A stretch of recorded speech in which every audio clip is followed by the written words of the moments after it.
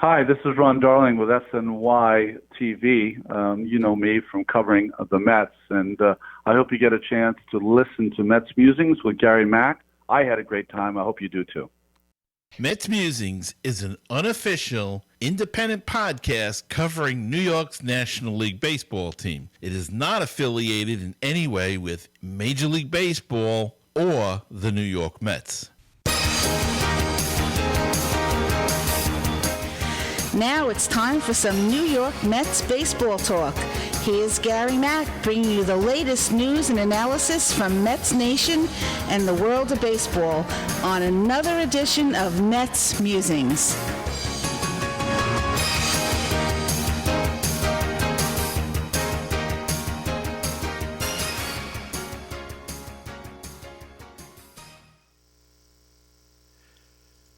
And hello, welcome to another edition of Mets Musings. I hope everybody had a great week out there. Well, it wasn't a bad week for the New York Mets. They went 2 out of 3 against the Marlins and then split the series against the Washington Nationals, though one game was not good as the Mets got completely hammered. The second game against the Nationals, losing that game 16-4. But all in all, 4-3 on the week for the Metsies as they head further into this oddball season of 2020. Couple of news and notes to talk about here. One is that the Walker Lockett and Brad Brack were reinstated from the injured list, while Paul Seward and Ali Sanchez were optioned out. The activation of Lockett could mean he's going to be a candidate to take Michael Walker's spot, who came out of the rotation after an injury. And, of course, the Marcus Stroman decision that we're going to talk about in just a second to opt out of the rest of the season. So Walker Lockett is back. Robert Gsellman, however, was the replacement for, I guess it was Stroman's spot, you would call it. So Lockett's here as I guess he's a backup and an emergency starter in case somebody else goes down. Luis Rojas told reporters that Amat Rosario, still a team starting shortstop, even though he hasn't played for a while. He's out of action due to what the Mets term as a stomach illness. But Rojas acknowledged after the game that the team is also looking to get Rosario, back on track at the plate. Rosario is hitting .207. Andres Gimenez, who has been replacing him, is hitting .286. Gimenez has also played sharp defense and is tied for the MLB lead with 5 steals, but for now it seems as though he'll continue to slot in around the diamond. That could mean a move back to second base once Rosario is well enough to return the lineup. But, at second, Cano is due to come back, and he was hitting when he left. And also, Luis Guillorme is doing a fantastic job there, making the plays at second and short. Look, you hate to see anybody get hurt, but since these two guys got injured, the defense has been substantially better. So it's remarkable how good the defense has picked up since the injuries of both Cano and Rosario. So Guillorme and Gimenez have just played really good ball, and look. They're hitting and they're playing. They deserve to play. That's all I can say about that. All right, let's see what else we got. Lefty David Peterson, who's been a surprise, a highly touted, but still, I don't think they expected him to be along this quick. He's shown great poise. He has shown bulldog determination. It's just pitched wonderfully, revealed that he's dealing with some shoulder fatigue. This from Mike Puma of the New York Post.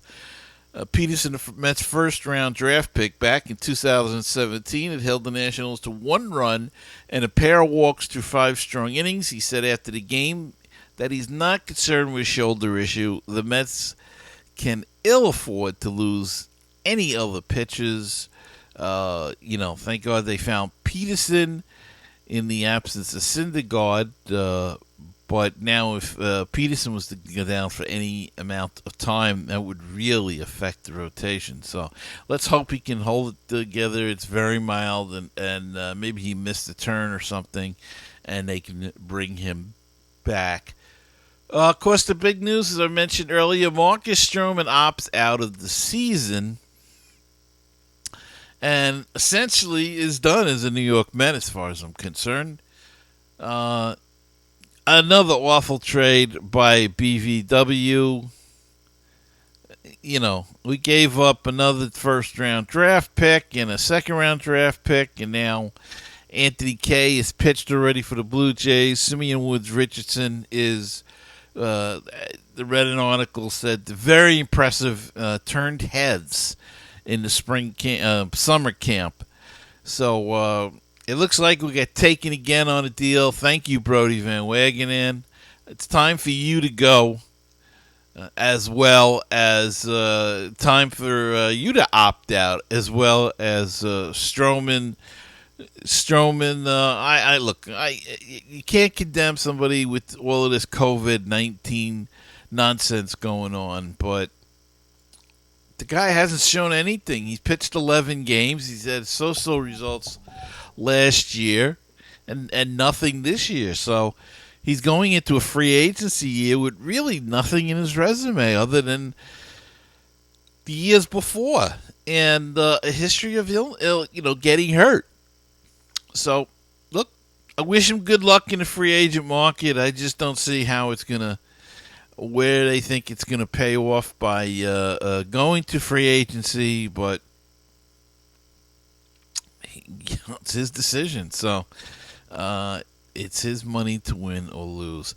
All right, we're going to take a quick break and going to be back with my guest, the great Rich Baxter, right after we stop here. Hello, welcome back. And joining me this week is Mr. Rich Baxter, no stranger to the show. He has that great Fightin' Phillies blog and Phillies Talk podcast, and Rich is my broadcast partner on the Baseball Talk radio show. Rich, welcome back to MetsMusings. Thank you very much, Gary. It seems like we've taken a long time to get back to the baseball diamond this year.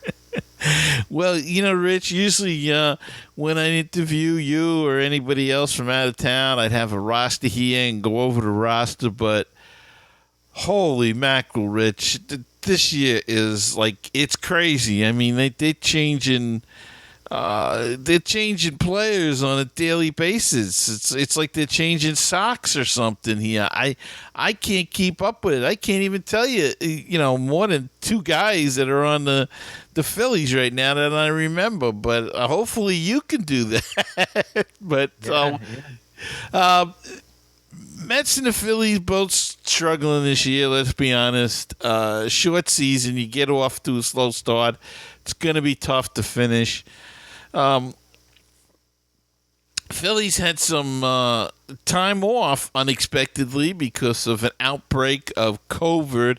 Not so much, they had a few guys, but mostly Miami and the safekeeping.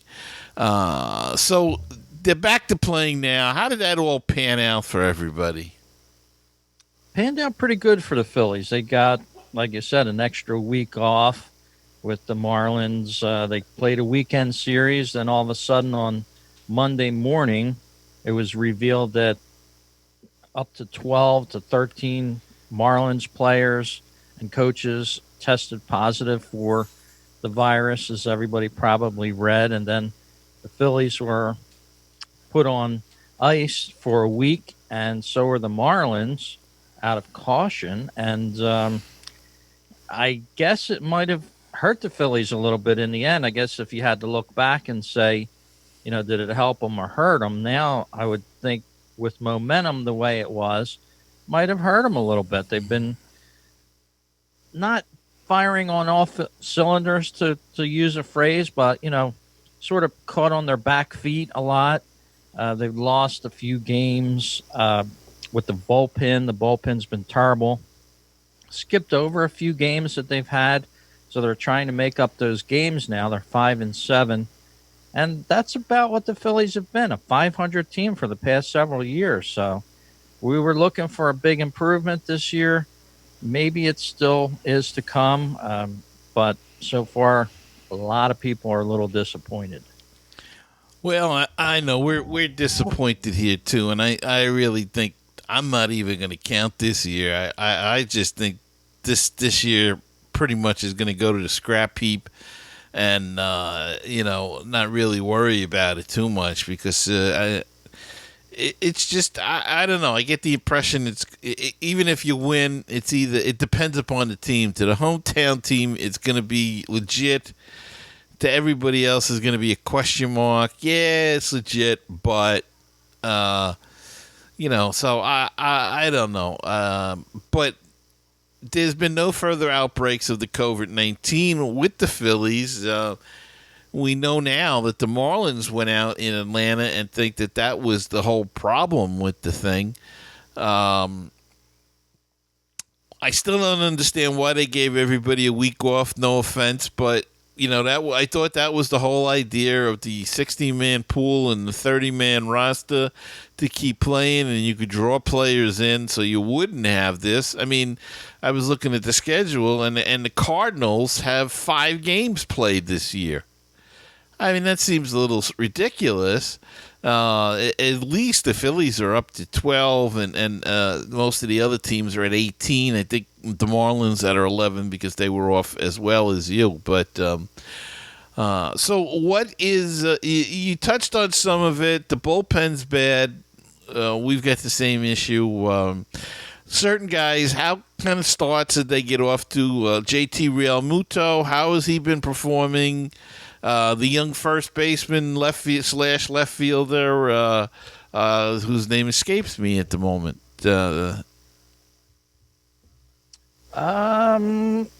Left fielder with Andrew McCutchen? Not McCutchen. The other guy that was playing left field, and then they moved him to first base. The big guy, the young guy. Adam Hazley. Okay. Yeah, he's been doing pretty well. Let's go around the field a little bit here for the Phillies. Of course, as you said, JT Realmuto is sort of carrying this Phillies team. He's got 5 home runs, 12 RBIs so far in this, call it an early season for lack of better words. Rhys Hoskins has been struggling. He's been a prospect for the Phillies for the past couple of years. That's the guy I'm thinking of. Okay. Yeah, Rhys Hoskins was a long ball hitter in previous years, but he's struggling mightily. His average was down around 111 the other day when I checked. Scott Kingery getting a chance at second base now that they moved Cesar Hernandez finally. And a lot of people have been calling for Kingery to take over that spot over the last few seasons, and he hasn't really excelled. Maybe he's good in the field, but he hasn't really contributed to the offense. He's batting 100 right now. He's got 1 RBI. So, I mean, that just looking at those two, first and second base, you're batting 100. That's not good. Over at short, Didi Gregorius, people in the New York area probably know him very well, the name and what he's capable of. He's been doing good for the Phillies. Got some speed, 3 home runs, 10 ribbies, so he's right up there with the contenders as far as producers for the Phils. Third base, Gene Segura. We've heard that name over the years. He's doing pretty well right at this point. He's at 200 for his batting average. couple home runs, 3 RBIs. But moving out to the field, we have Andrew McCutchen that was out on an injury all year last year. Right. Left. Adam Hazley filling in there. I thought that's who you were referring to. He's been a prospect of the Phillies over the years. Kind of a big guy.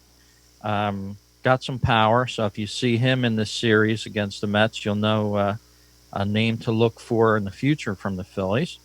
In center, you got a platoon situation. Roman Quinn, Adam Hazley again, 2 prospects of the Phillies. Quinn being the one that's been there more often in previous years. So we'll have to see. It's sort of a make it or break it year for Roman Quinn, I think, at this point. And out and right, we have Bryce Harper, familiar name, one of the stars of the league. 332 millions later, the Phillies got him, and this is his second year with the Phillies, and he's producing as well. 4 home runs, 10 ribbies, 324 batting average. So, at least he's holding up his end of the bargain for the Phils this year early. And Jay Bruce is our designated hitter in the National League. Doesn't sound right. Another former Met that you got. And speaking of former Mets, is Neil Walker was with the team last year in a utility role. And, of course, the one that we all cry about here in New York is, I don't know what kind of – he was off to a good start. Zach Wheeler, who the Phillies signed as a free agent, got off to a good start. Is he continuing that? Yeah, he's been a pleasant surprise. People were expecting some good things from him, but I'm not sure that they expected this amount of goodness from him. He's 2-0 for the Phils so far this year. 30 years old this season, 2.89 ERA, and he's pitched in 2 games. He's got 2 wins for the Phils. Anytime you take the ball and get a win for the Phillies, we take note. So Zach Wheeler has been pretty reliable so far, and that's what the Phillies need out of that pitching staff, whether it be a starter or a reliever, is reliability. And they, as you said in the opening couple sentences, the Phillies bullpen has been absolutely horrible. There's no other way to sugarcoat it, and I won't sugarcoat it. I won't attempt to sugarcoat it. It's unbelievable to me that no attention was made, as a precedence to fix this bullpen in the offseason, and it is atrocious. The Phillies dropped one again last night, 10-9 to to the Orioles of all teams. And they looked kind of comical. The quote was this morning, the Phillies were on the wrong side of the game with, quote, everything. So a little embarrassing for our new manager. Of course, again, New York connection there, Joe Girardi taking over the reins for the Phillies this year. Rob Thompson is his bench coach, but little embarrassment for Joe Girardi so far with this team. I expected a lot better. Yeah, I would agree, but I just think that this year is so whacked out that I don't think you don't know what to expect. I mean, they had they started early at a spring training, and of course they couldn't, but I think the guys were ready to go, and then they had that layoff, and then you get back in, and it's like when they lay off all winter, they come into spring training, they got 4 to 6 weeks of training there before they start to play. And I know they get bored, but we're almost starting to see with this season that spring training does have a meaning, because they had, 2.5 weeks here? And we can see it's not the same level of baseball, I don't think. No, and it's a level that I've only casually watched. I don't make it a priority like I used to, because as you said, I don't really view this as real baseball. It is baseball, and we have it back, and I'm thankful to have something to look at and things like that. But it's just with all these rule changes, you have the DH in the National League. My interest has drifted a little bit from, 100% of focus into maybe, a casual observer. Right. So no. far. Yeah, no, I agree. In fact, I got a note the other day from my brother. He lives in Florida, and he was watching, I guess it was the Yankees were playing Tampa Bay and a doubleheader, and he didn't realize that they had changed the rule to 7 innings. I can't say what he wrote me, but he was quite perturbed that it was a 7-inning game. And as you said, he reminded me of, he said it was like when you played in Connie Mack ball. It was 7-inning games and doubleheaders and everything. You played 7 innings. But this is it. Like you said, they got all these wacky rules for the year. It kind of just takes everything out of it. Now, there's a distinct possibility that some of these rules are going to stick, but we'll have to see where that goes. But as you mentioned, Jay Bruce is your DH. What kind of season is he having? He's been sneaking up quietly every now and again. He'll come out with a big home run. Yesterday, he had a long home run hit out into the upper deck area in right field. So he's up to the minute here. Let me check my stats up to the minute on Jay Bruce. But he's been, this is his role, a DH, and he's done it very well. He's batting .600. He's got that one home run last night against the Baltimore Orioles, and he hit that one far, like I said. So he's getting a lot of wood on the ball. Let's see how many home runs overall. He's got 3 so far with 7 RBIs. So he's certainly contributing to this team and making his presence known. It's great that the way he's been acting. I have no concern about him at all. It's a shame we can't play him in the field as well. Sure, you would probably like to play both sides, but he's been a godsend for the Phils. Yeah, he was a pretty decent right fielder. I mean, he came along. He struggled his first year here and got better with the Mets. And tell you the truth, that trade he was involved in, awful trade.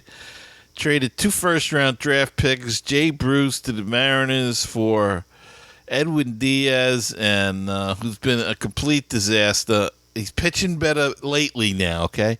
But you know what? We traded 2 first-round picks for a closer, and now we got a setup guy or a 7th-inning guy. So it's still a disaster. I don't care how well he pitches in that spot. And Robertson Cano. I think what the Mets are probably doing, are trying to get Diaz straightened out.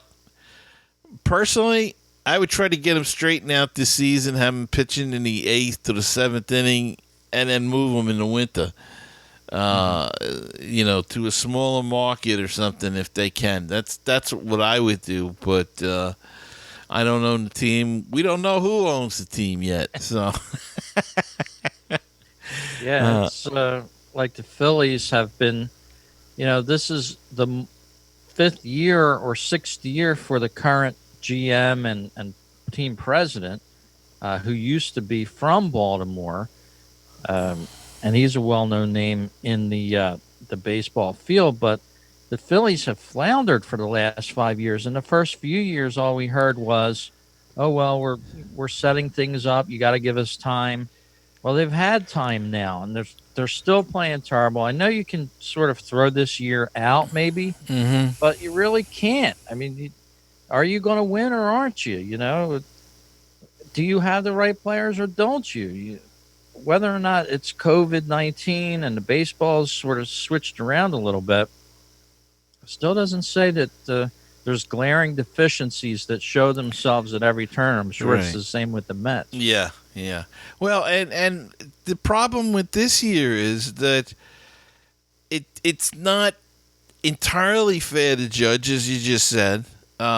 Yet, in your case, and in the Mets' case as well, you're going to lose the possibility of losing key players next year. You could lose Real Muto.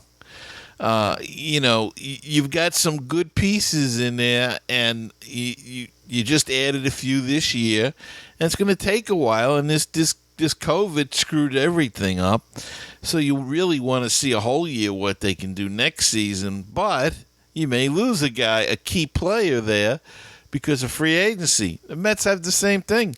They put together this pitching staff. Okay, Syndergaard got hurt. There's nothing you can do about that. But now Stroman opts out. Cespedes comes back, and then he opts out. And they're both free agents. So they'll be gone next year. So it's really a difficult situation to see where you're even going to be in the future. Because they let guys opt out, and they let, and I get it. I'm not trying to be horrible here, but, it's just screwed up so many plans, but that's why they get paid the big bucks, I guess. And now, what is the word about Real Muto? Are they talking to him about extending his contract? Will he go to free agency? At this point, there hasn't been any revelations on whether or not there's been numbers exchanged. In fact, about a week ago, JT Realmuto came out and talked to the press and said, no, I haven't heard anything at all. So at this point, maybe the Phillies are playing a wait and see type of situation. They, as you said, don't have a whole lot of time, but the Phillies over the years have done odd things at odd times. If you remember, Ryan Howard signed a contract when the Phillies were out in California, seemingly overnight. It was never announced in Philly till the next day. Yeah. And it was a big surprise to everybody. Why would you give a contract to a guy on the road and what we would term as the middle of the night type of thing? Yeah. So, but another aspect of that is how many players can the Phillies afford at a big salary? They signed Zach Wheeler, as you said. They have Bryce Harper. Those are two big players. They have Mccutchen, who's not the cheapest guy around. He's making a lot of money. Can they afford to sign JT Realmuto and possibly keep a few other guys that are going to want a lot of money too? I'd love to have the best of the best. But look, they've been playing 500 ball. They played 500 ball last year with or without JT Realmuto. So it's nice to have him around, but is he going to contribute to something positive? Yeah, probably, but at what price? And I've got to ask about Aaron Nola. What kind of season is Aaron Nola having? Has he been off to a good start because that was the buzz? They would have had a nice coming out of the winter. Of course, we talked about Zach Wheeler, Aaron Nola. You got the starts of a nice rotation there. Vince Velasquez, I know, is still there, and some other guys. What happened? How is Aaron Nola doing? He started out the season pretty well, pitching. He has been pitching very well, but the Phillies haven't been hitting for him, so he's sort of suffered a anomaly, sort of the way Cole Hamels used to. Every time Cole Hamels would go out on the mound, the Phillies, for some reason or another, would not hit for him. And that's what's been happening to Nola early on in this season. He's got a 1-1 record, 2.79 ERA. So he's there with his ERA. He's got 29 strikeouts. He's been striking out a lot of people. But Phillies haven't been giving him that run support. In fact, very little run support. So that's been a problem. But overall, he's pitched very well. Well, you're talking about lack of run support, and that reminds me who you're going to see on Friday night. It looks like, I'm sorry to say to you, I'm glad. It looks like you're going to get Jacob deGrom. So I'm trying to see if I can get some matchups here. I'm not having a lot of luck, but it looks like it's going to be deGrom on Friday, probably Matz on Saturday, and I guess Porcello on Sunday. Does that work out? Yeah, that's probably how it's going to be for the Mets. And that's, as you said, that's a formidable lineup for the Phillies to be facing, especially the way they're playing right now. Very embarrassing was the comments in the press. We have a post-game show on NBC Sports Philly, which is the local affiliate that shows most of the Phillies game. And Guy, you may remember Ricky Batalico really teed off on him last night, and it seems like he's doing that all the time now. So it's a shame. Well, we know how that is. The Phillies and the Mets have that good rivalry, and they've both been struggling. So maybe this will be a good series, something a little more entertaining for us anyway. Yeah, that's the thing. They're both on the same level, perhaps. So I don't think either one is going to the playoffs, but who knows? Anything could happen. But it's just so little time. But I'm looking at the standings. Nobody's really playing well. I mean, there's a couple I shouldn't say nobody. Colorado and L.A. and is it Arizona that are playing pretty decent. Cubs are playing pretty good. Atlanta's playing well. But after that, there's a lot of below 500 teams.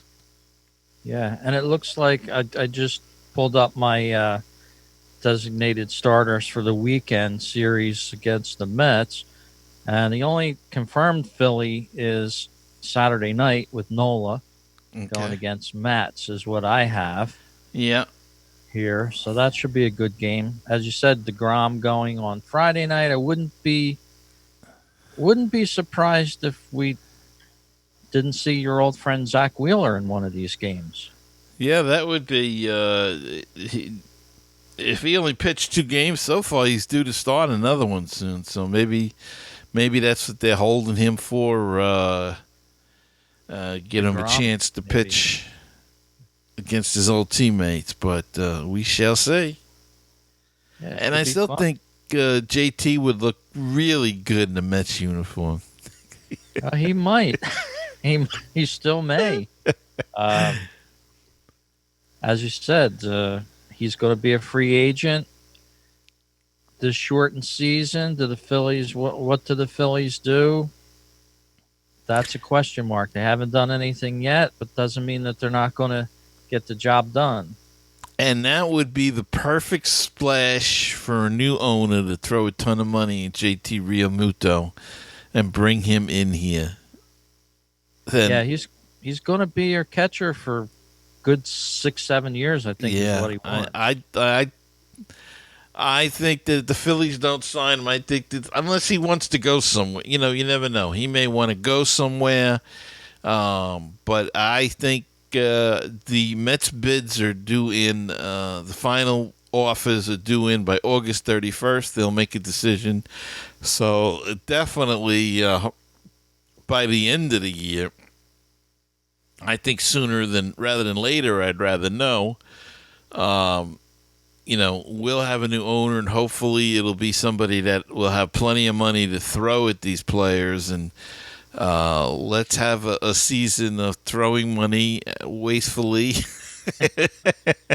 and see what happens. See what sticks. Yeah. Well, Rich, thanks for joining me on Mets Musings, and we really can't do our usual breakdowns as well because everything is so up and down and all around and everything else. So, but great job, and thanks for coming on the show. Thanks very much, Gary, and best of luck to the New York Met fans and your listeners out there. Thank you so much, and I'll be back right after this. Baseball and BBQ, your place for interesting baseball talk, opinions, and history. Baseball and BBQ, your place for barbecue recipes, tips, and interviews from the world of barbecue. If you like baseball and if you like barbecue, then tune in to Baseball and BBQ. Find us on iTunes, Stitcher, Google Play, and BaseballTalkRadio.com. Wouldn't it be great if you could get a PhD in life through baseball? Welcome to Baseball PhD, a tour company for your brain. 30 major league teams, 100 places to see. Let's touch them all as we make the road trip of a lifetime.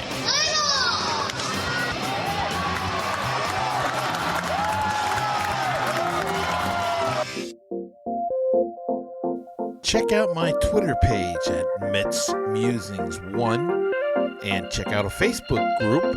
It's at Facebook.com/MetsMusings. Go check it out and don't forget to call the hotline. It's 516-619-6341.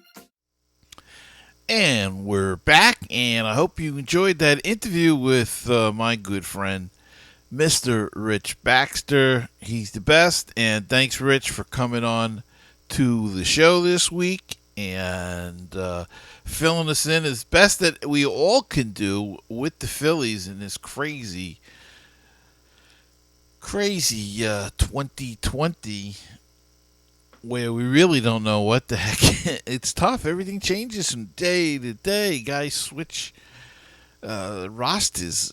Like, it's crazy. They're up, they're down. You don't know who's who, but I'm sure we'll get a handle on it. All right, let's take a look at the schedule. We got the 3 games with the Phillies and then 4 with the Miami Dolphins in Miami. So the Mets go to the hotbed of COVID-19. We'll see how they come out of it. Then they'll come home next weekend, the 21st, the 22nd, the 23rd, to play those New York Yankees. We'll have more on that on next week's show. But that's how the schedule is lining up. They've got the Phillies, the Dolphins. Listen to me. They got the Phillies, and then they got the Marlins, and they'll be away for the next 7 games, 3 with the Phillies, 4 with the Marlins, before coming back home to Citi Field to face the dreaded crosstown rivals, the New York Yankees.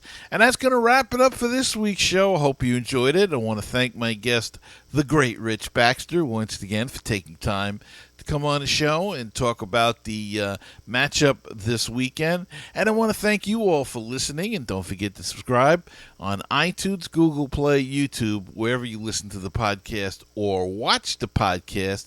Hit that subscribe button. That helps to grow the show and expand to new listeners. And if you get a chance, please check out my Patreon page at MetsMusings/MetsMusings. And you can also be a part of the show at Anchor.fm/MetsMusings. There's a place there. There's a support button right on that website as well. So go check that out. Anchor.fm/MetsMusings or Patreon.com/MetsMusings. Either one will help you be a participant and a patron of this show. And don't forget to check out Feedspot.com and see where we're the top 15, one of the top 15 New York Mets podcasts. We're number 9. You know, it's a start. So go check that out. And if you get a chance, go to Apple Play or Apple Podcast and leave a 5-star or 4-star, whatever you can, on the ranking for the show, the rating for MetsMusings. It would be greatly appreciated. Until next time, remember, keep the faith, stay optimistic, and let's go Mets. And I'll see you next time on another edition of MetsMusings.